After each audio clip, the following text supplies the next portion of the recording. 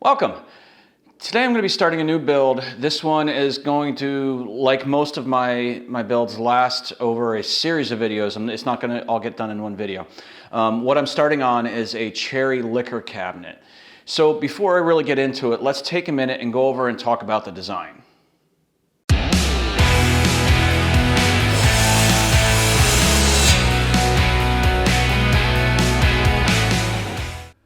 Okay, here's the cabinet that I'm going to be building. As you can see, the design is pretty straightforward, frame and panel, with two sections to the cabinet, one on the left that has a drawer and a couple of shelves, and then one on the right that has a wine rack as well as some stemware holders. If I open it up, you can see that there will be one drawer, and that drawer is going to have some hand-cut dovetails on it. Then there'll be one shelf directly above the drawer, and then one smaller shelf that will also be adjustable.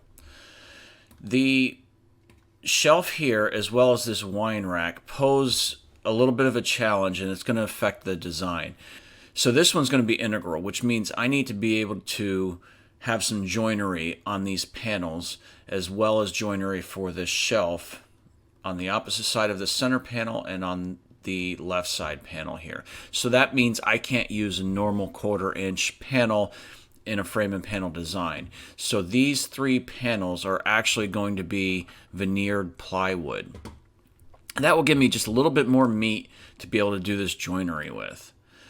As far as the rest of the cabinet goes, it is, like I said, pretty straightforward. I'm not doing any curves or anything into the rails or the stiles.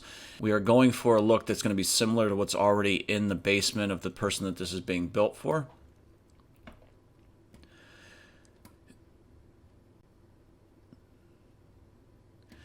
So in order to really make this happen, the first thing that we have to do is to veneer these plywood panels. Once those are veneered, then that will allow me to determine the thickness of these rails, and then from there we can worry about joinery and actually starting to build this carcass. So let's go back to the shop and get started with this veneer.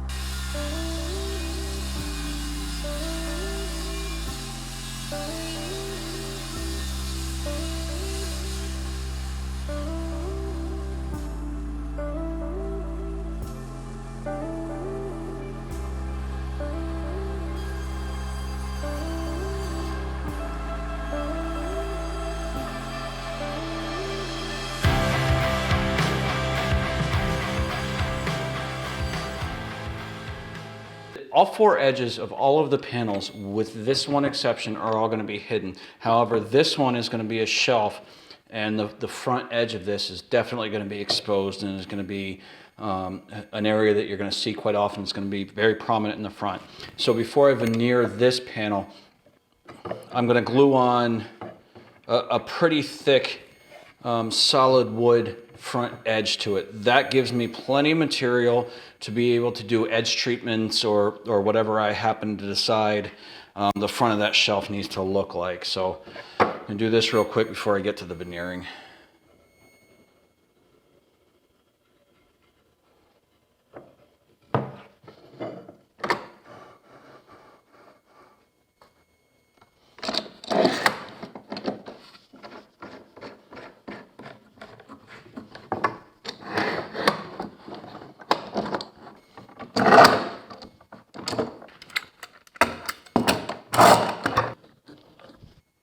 Okay, now that I have my panels cut, I can lay out and figure out exactly which pieces of veneer I want where. So I'm going to have one side that's going to be extremely visible, going to be very prominent in the room, and that is the panel that's on the outside of the right side of the cabinet looking at it. So I want that to be the best looking piece. But all of the side panels are going to be pretty visible. So what I've got here is I've got my panels laid out with the veneer. And what I've done is laid them out book matched and paired up exactly how I want them. And I'm going to go ahead and mark them. So I'll call this one panel A.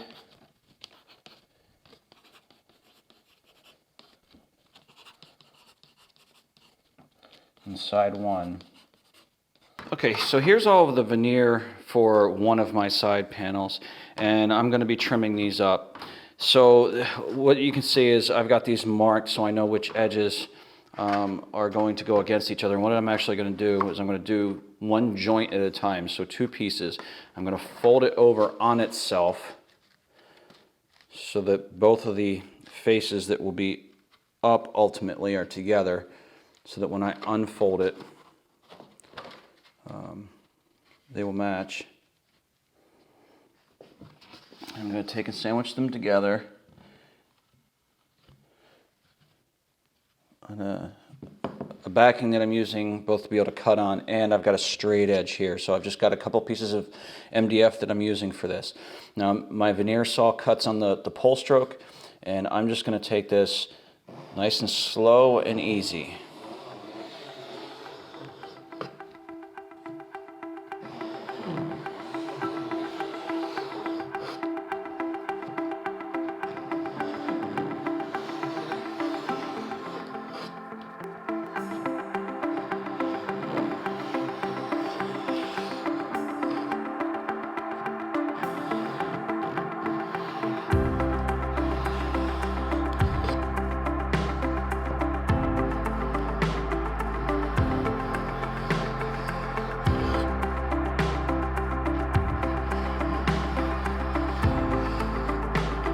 And you can see with thicker shop sawn veneer, this does take a little while to get through them all.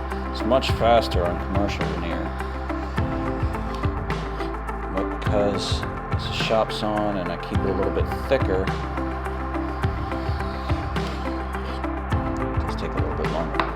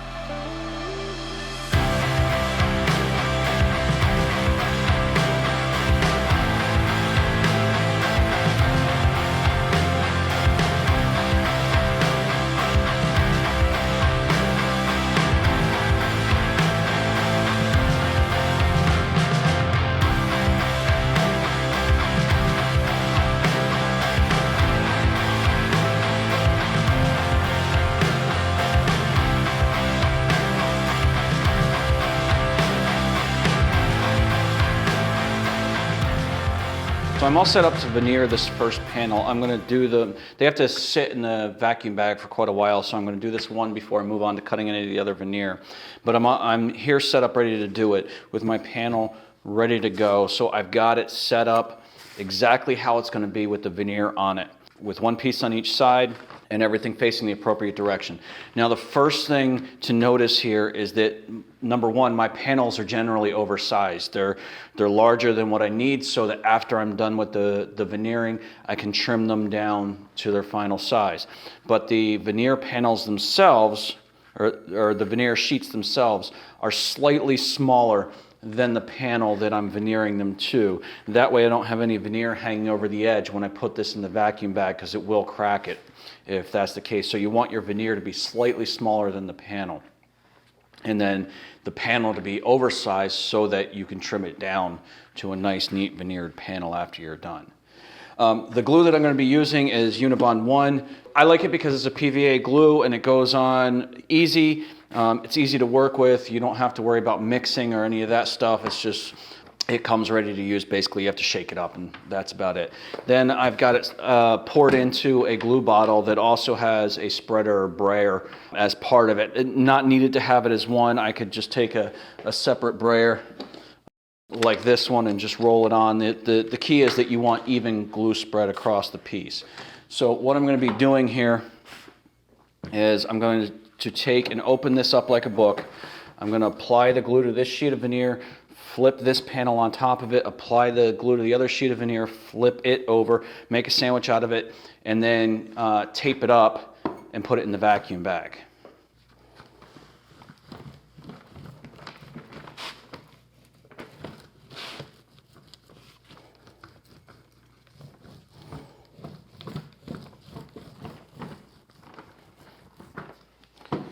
So when you apply this glue, it is going to cause the veneer to warp a little bit because it's water-based. That's normal and it's fine. It'll all be straightened out once it is in the vacuum bag. Okay, so there's side one.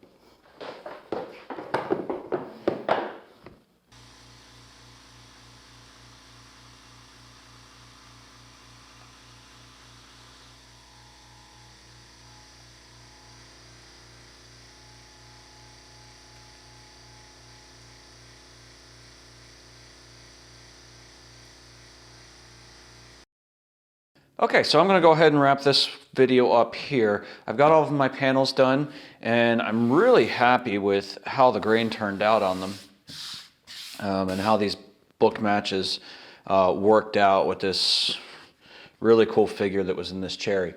So I'm going to stop this one here. On the next one, I'm going to get into starting to build the carcass of the cabinet, and that'll include actually putting these panels to use.